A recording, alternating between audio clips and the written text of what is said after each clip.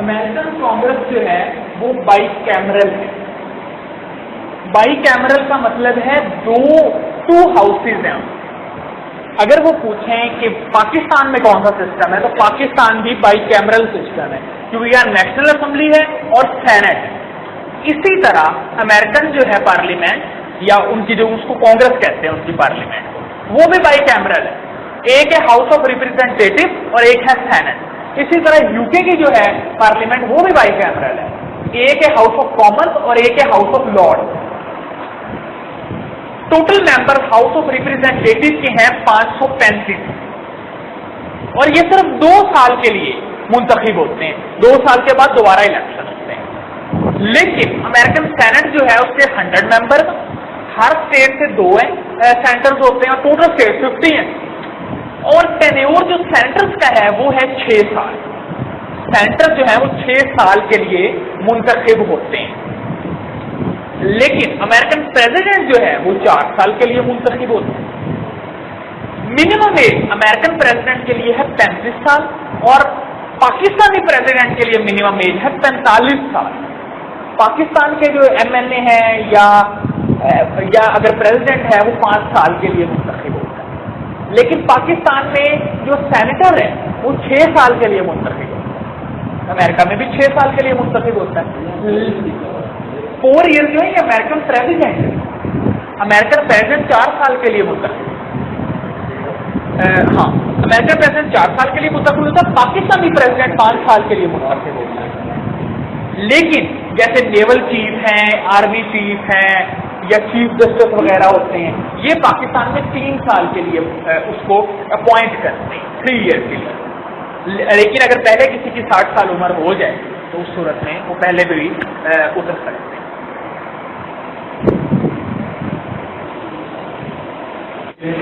Tenure 6 साल का होता है सेंटर के लिए, लेकिन हर 3 साल के बाद आधे सेंटर जो है पाकिस्तान की असेंबली के वो उड़ जाते हैं, यानी वो अगले जो है इलेक्शन उनके हो जाते हैं। फिर आधे आ गए, फिर आधे आ गए, इस तरह करके।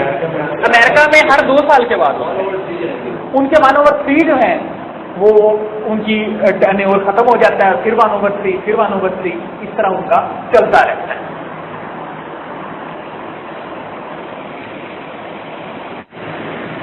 नॉर्थ अमेरिका का एक और बहुत इंपॉर्टेंट कंट्री है कनाडा।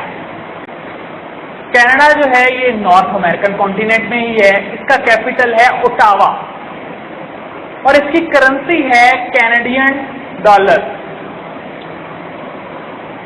इसका एक इंपॉर्टेंट सिटी है क्यूबेक सिटी, और ये पूछा जाता है क्यूबेक सिटी किधर है, तो ये भी कनाडा में है। क्यूबेक सिटी में ज्यादा फ्रेंच बोलने वाले रहते हैं। उनमें एक आज़ादी की भी एक सोच रही है लोगों में कि हम कनाडा से अलहदा हो जाए, लेकिन अब तो कनाडा काफी तरक्की कर गया, लेकिन फिर भी कुछ ना कुछ वहां ऐसे एलिमेंट्स हैं जो इससे अलहदा होना चाहते हैं। कनाडा के एक तरफ पैसिफिक ओशन है और एक तरफ अटलांटिक ओशन।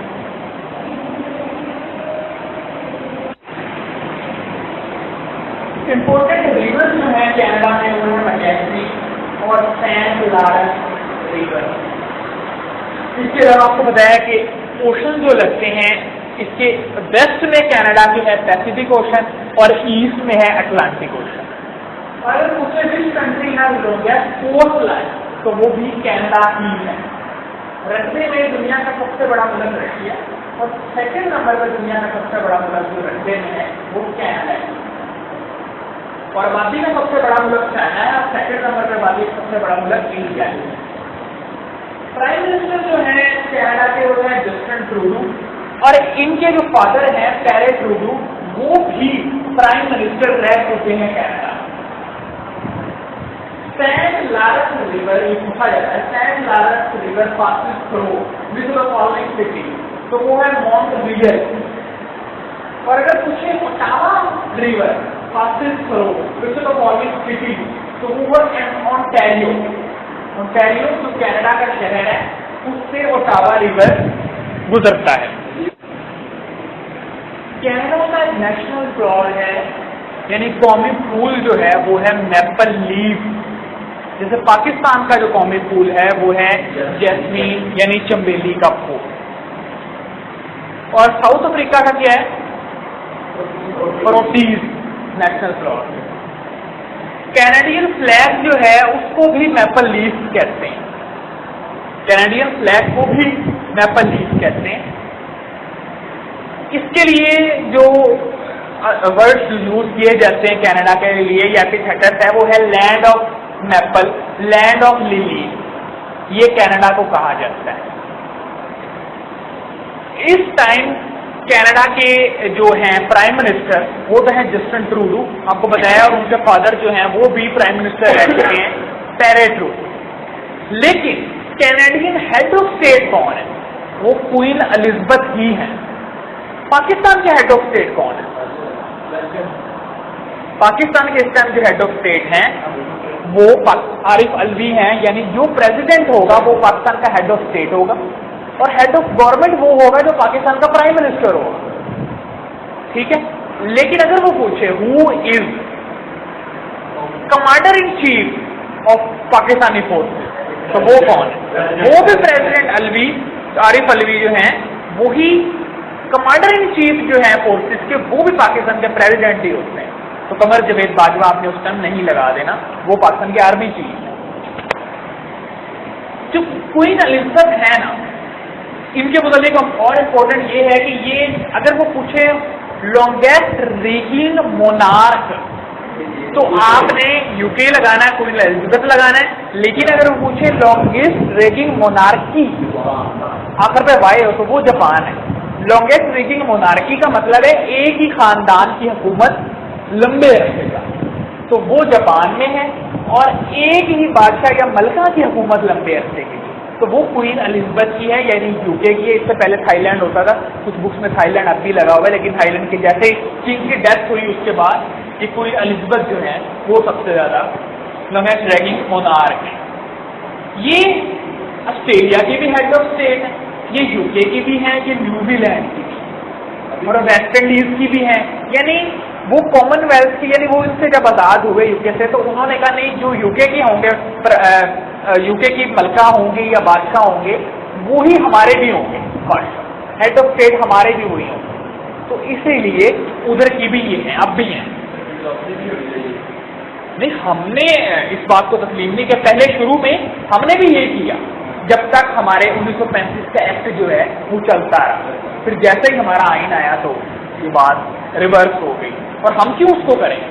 अब बरतानिया की मलका को हम अगर कहें कि वो हमारी भी मलका है, ये तो एक तरह से हमारे जो आज़ादी के खिलाफ है।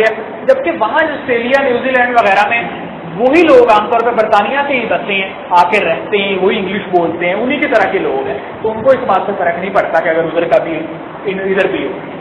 कनाडा जो है ये अमेरिका के नॉर्थ में, अमेरिका के नॉर्थ में, और अमेरिका जो है वो कनाडा के साउथ में, और अमेरिका के साउथ में क्या है? वो है मैक्सिको। एक हुआ था मॉन्ट्रियल प्रोटोकॉल 1987 में, वो क्यों हुआ था? To protect ozone layer, ozone layer को बचाने के लिए। और ओजोन का फार्मूला है O3, ऑक्सीजन का O2 है और ओजोन का है O3। ओटावा कन्वेंशन हुआ था 1999 में, ये बड़ा इंपॉर्टेंट, इसके बारे में पूछते हैं ये क्यों हुआ।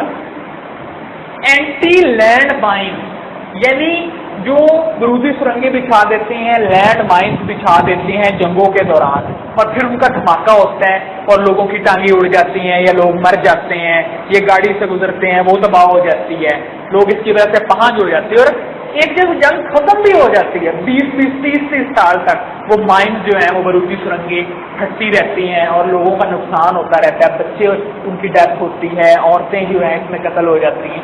तो इसके खिलाफ जो है एक एग्रीमेंट किया गया, कनाडा में ही हुआ, ओटावा कन्वेंशन उसको कहते हैं, 1999 में हुआ, और वो एंटी लैंड माइंस जो है वो एग्रीमेंट था कि हम ये माइंस वगैरह नहीं बिछाएंगे, या उसके मुताबिक प्रोटोकॉल डिफरेंट तरह के थे।